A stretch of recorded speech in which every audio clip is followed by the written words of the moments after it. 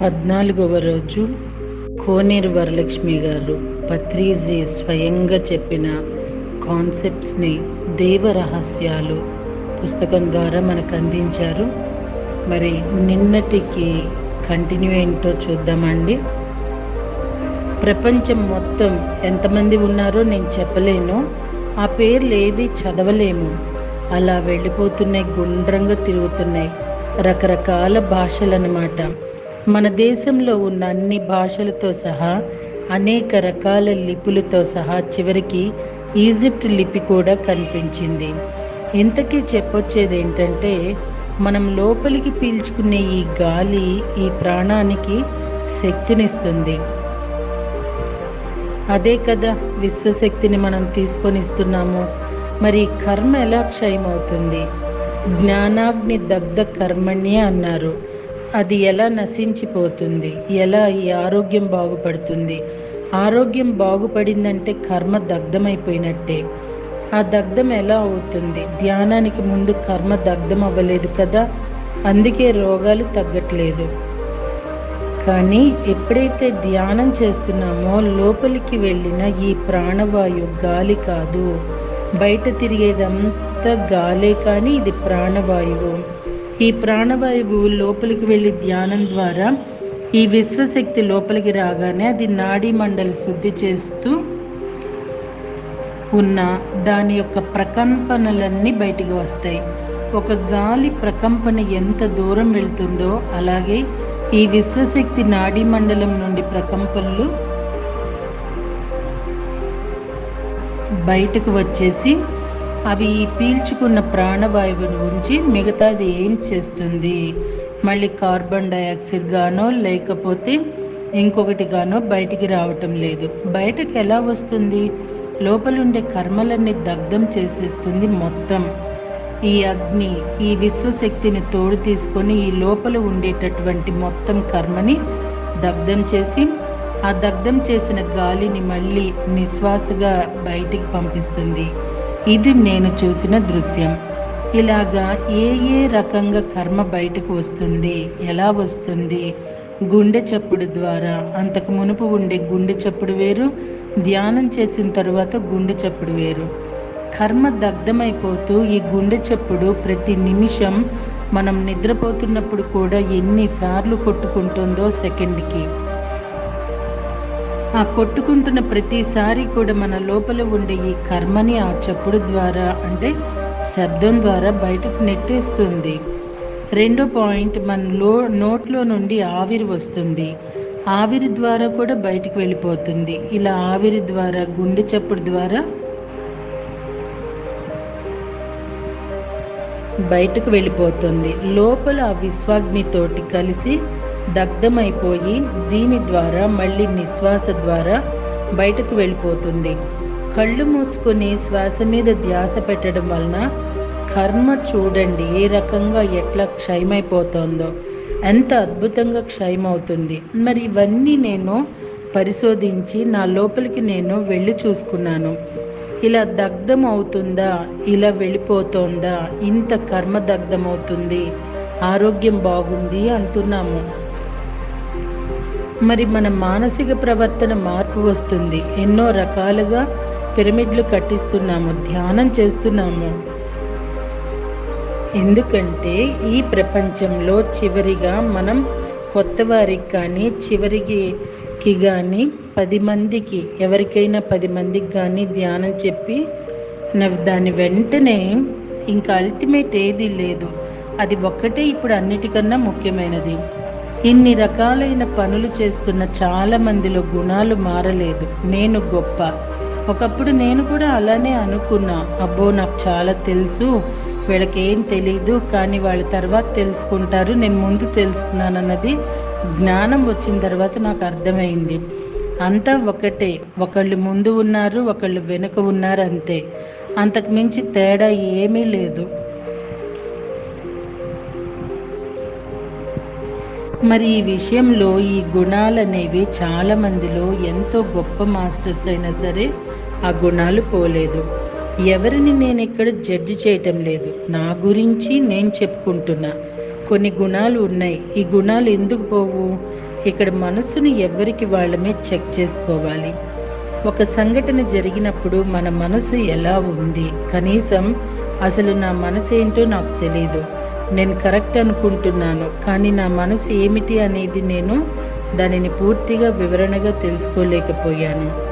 ఇంకొకటి, ఏదైతే కార్బన్ డయాక్సైడ్గా బయటకు వస్తుంది అనుకుంటున్నామో, ఏదైతే దగ్ధమై బయటకు వస్తుంది అనుకుంటున్నామో అది ఇప్పటి మాట, కానీ ధ్యానం లేకముందు మన లోపల ఉండే భావాలన్నీ క్రియేట్ అవుతాయని తెలియదు. ఈ భూమికి ఒక శక్తి ఉంది, ఇది సృష్టి. ఒక గింజ పెట్టినా మొక్క వస్తుంది, ఏ ఇద్దరు కలిసినా బిడ్డ పుడుతుంది. ఎందుకంటే సృష్టి అంటే క్రియేషన్ ఇక్కడ. కానీ ఒక భావన అంటే మన లోపలి సరికాని భావన కానీ సరి అయిన భావన కానీ ఆ నిశ్వాస ద్వారా బయటకు వచ్చినప్పుడు అవి క్రియేట్ అవుతున్నాయని తెలుసుకున్నప్పుడు నా ఒళ్ళంతా జలధరించిపోయింది. ఈ పాములు కానీ పురుగులు కానీ మిగతా ఏవైనా సరే ఈ భూమండలంలో ఏవైతే ఉన్నాయో అవి అన్నీ మనమే క్రియేట్ చేశాము. అది మన ముక్కులో నుంచి వచ్చినటువంటి ఆ భావన అనేది గాలితో కలిసి బయటికి రాగానే ఈ భూమిలో ఒక రూపం ఏర్పడుతుంది వాటికి. చూడండి, బియ్యం మనం చక్కగా డబ్బాలో పోసి పెడతాము, కందిపప్పు పెడతాము, పురుగు ఎక్కడి నుండి వస్తుంది, అసలు బ్యాక్టీరియా ఎక్కడి నుండి పుడుతుంది, ఎలా వస్తున్నాయి, ఇవి అన్నీ భావాలే. ప్రపంచమంతా కూడా సర్వనాశనం అయిపోవటానికి మూల కారణం ఈ సరికాని భావాలు. సరి అయిన భావాలు, అందరూ బాగుండాలి, నిస్వార్థంగా ఉండాలి అనుకున్న వాళ్ళని వేళ్ల మీద లెక్క పెట్టవచ్చు. మనం బాగుండాలి, నేను బాగుండాలి, నా మొగుడు బాగుండాలి, నా బిడ్డలు బాగుండాలి, నా చుట్టూ బాగుండాలి, నా ఊరు బాగుండాలి, నా దేశమని నే ఈ నాలో నుంచి ధ్యానంలోకి వచ్చినాకే మనలోకి వచ్చాము. భూమండలం మొత్తం బాగుంటేనే అందరం బాగుంటాం.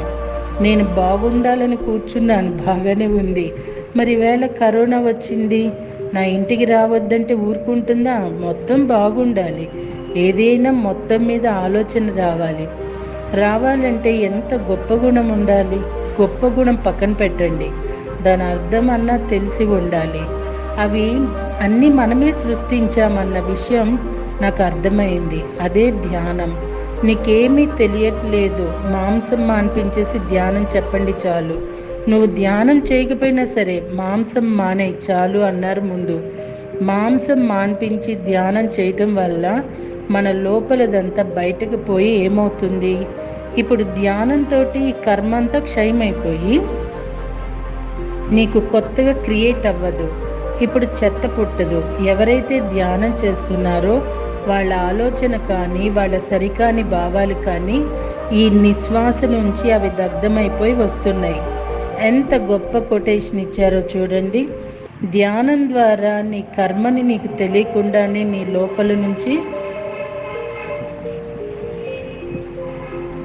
దగ్ధమైపోయి బయటకు క్రియేట్ అవ్వదు.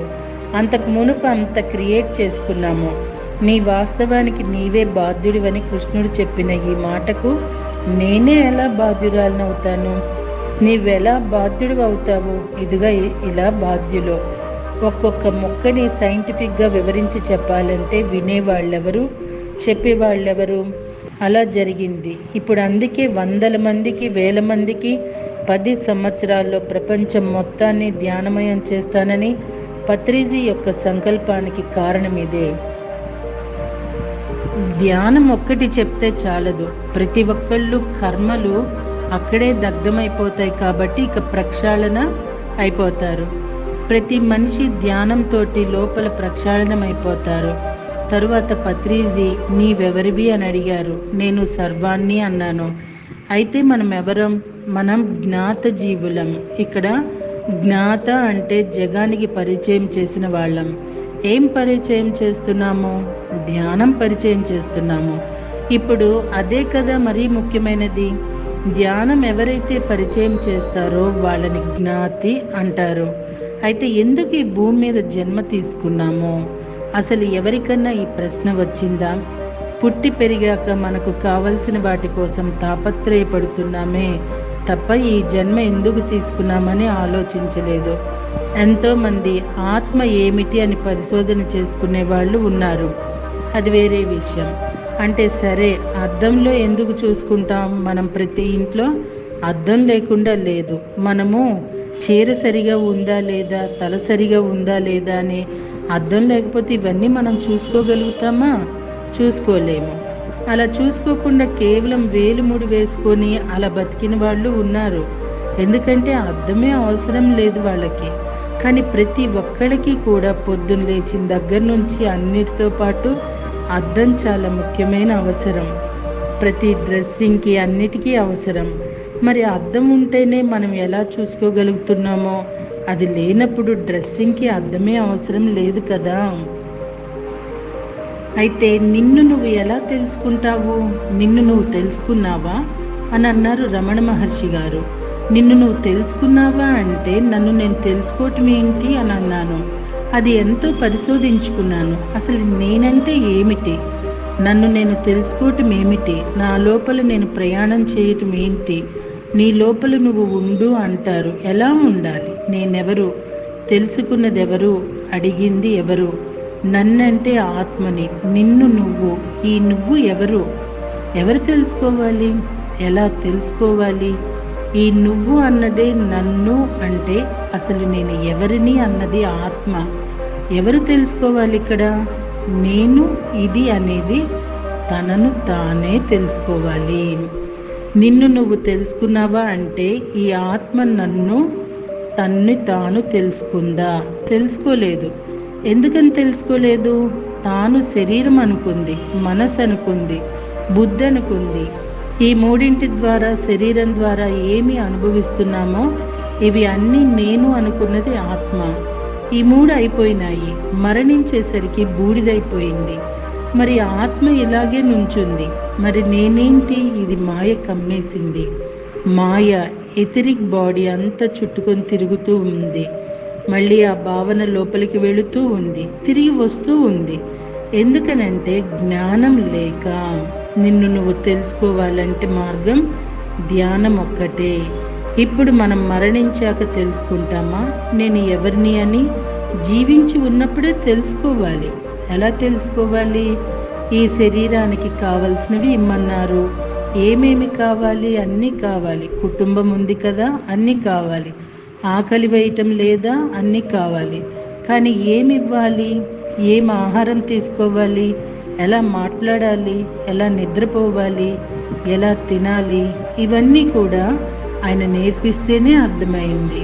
మరి ఇవన్నీ ఈ శరీరానికి ఏం కావాలో ఇచ్చేసి ఊరుకున్నాము అంత మట్టికే. మనసులో నుంచి వచ్చే ఆలోచనలు కూడా అనవసరమైనవి ఏవి పట్టించుకోవట్లేదు. ధ్యానం చేసుకుంటున్నాం, కుటుంబం చూసుకుంటున్నాం, సజ్జన సాంగత్యం ధ్యానం చెప్తున్నాము. Full busy. సంవత్సరం ఎప్పుడు అయిపోతుందో తెలియటం లేదు. ఈ బిజీలో ఉండిపోతున్నాం ధ్యానం చేసుకొని. ఇక ఇక్కడ ఏమి జరుగుతుందంటే ఆత్మ శ్వాస రెండు పనిలో ఉన్నాయి. కాబట్టి ఈ బుద్ధి కూడా దానివైపు తిరిగిపోయింది. ఇప్పుడు దీనికి అర్థమయ్యింది ఏమని? వీళ్ళు ధ్యానం చేస్తున్నారు, శబ్దం ద్వారా ఏం చెప్పాలో, శరీరానికి ఏం కావాలో అన్నీ ఇచ్చేసుకుంటున్నారు. ఈ మనసులో నుంచి సరికాని ఆలోచనలు తుడిచేసుకుంటున్నాం. సరి అయిన ఆలోచనలోకి వెళ్ళిపోతున్నాము. బుద్ధి కూడా ఇటు తిరిగిపోయింది. ఇక ఇప్పుడు ఆత్మ కూర్చుంది. ఏమిటి నేను ఎవరిని? అప్పుడు వస్తుంది దానికి ప్రశ్న. శ్వాస మీద ధ్యాస పెట్టని వారికి ఈ ప్రశ్న మనసుకి అందదు. ఈ ఆత్మకు రాగానే నేనేమిటి, నా కథ ఏంటి, నేనెవరిని అని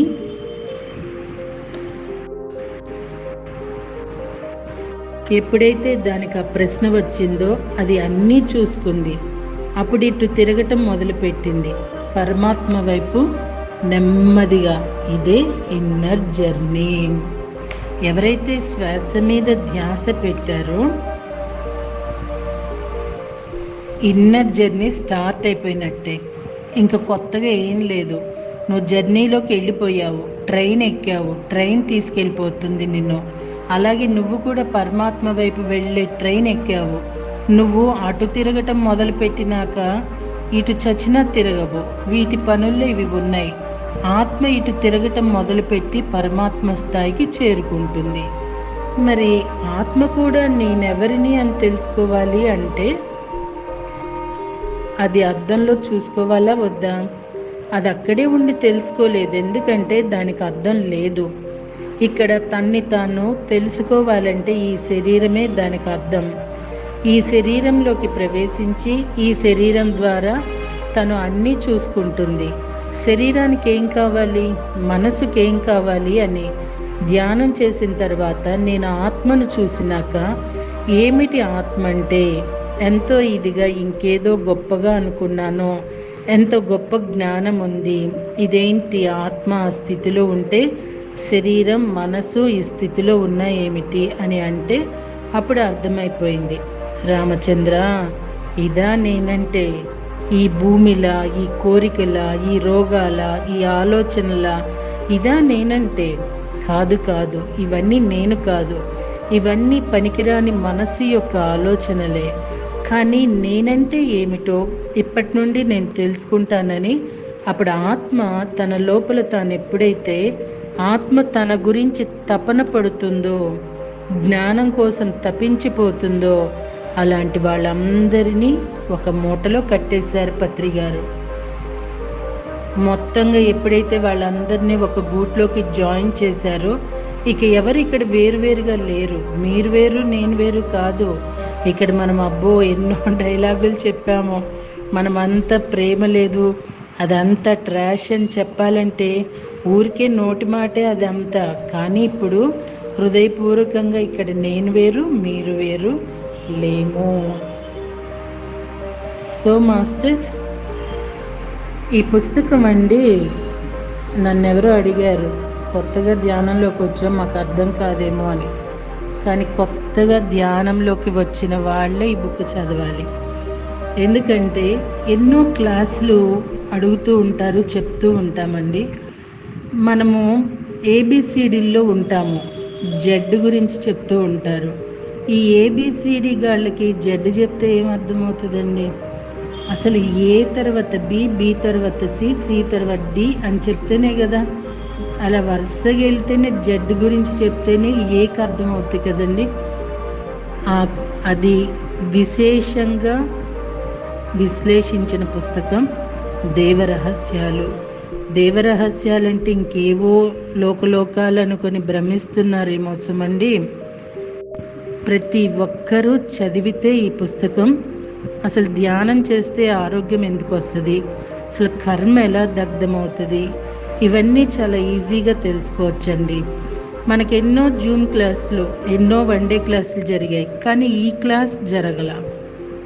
నేను మోస్ట్లీ ఏంటంటే నా ప్రతి క్లాసు నేను వెళ్ళింది ఫస్ట్ ఇదే చెప్పేదాన్ని. ఈరోజు ఈ మేడం బుక్ చదువుతుంటే నాకు అలా వస్తూ ఉండేవండి. నేను ఎక్కడో చదివిని కూడా కాదు, నా ద్వారా వచ్చింది కరెక్ట్ అని ఇప్పుడు నాకు అర్థమవుతున్నది. అందుకే పత్రి గారు నన్ను స్వాధ్యాయంలోకి చేర్చడానికి కారణం కూడా ఇదేనేమో అనిపిస్తున్నదండి. ఈ బుక్ ప్రతి ఒక్కరూ చదవండి మాస్టర్స్, చదివించండి. జ్ఞానము, ధ్యానము, శాకాహారం అనేది ఈరోజు ప్రకృతి వైపరీత్యం కళ్ళారా చూసిన వాళ్ళు ఉన్నారు. మరొకసారి ఇది రిపీట్ కాకూడదు అంటే మార్పు అనేది మనిషిలో తనకి తాను కోరుకొని రావాల్సిందే. ఏమంటారు మరి? మళ్ళీ రేపటి రోజున మరింత జ్ఞానాన్ని పంచుకుందామా? ధన్యోస్మి.